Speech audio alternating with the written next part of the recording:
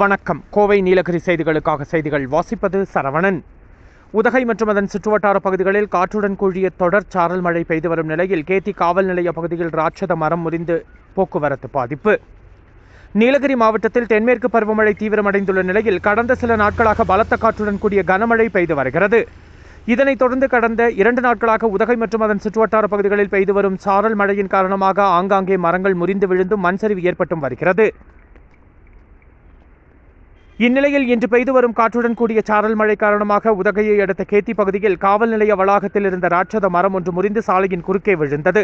இதனைத் தொடர்ந்து உடனடியாக தீயணைப்புத் துறையினருக்கு தகவல் அளித்ததின் பெயரில் உடனடியாக அப்பகுதிக்கு விரைந்து வந்த தீயணைப்புத் துறையினர் மரத்தை அகற்றும் பணியில் ஈடுபட்டு வருகின்றனர். இதனால் அப்பகுதியில் உள்ள கிராமப்புற பகுதிகளுக்கு செல்ல போக்குவரத்து பாதிக்கப்பட்டுள்ளது. கோவை நீலகிரி செய்திகளுக்காக எமது சிறப்பு செய்தி ஆசிரியர் தமிழ் வெங்கடேசன்.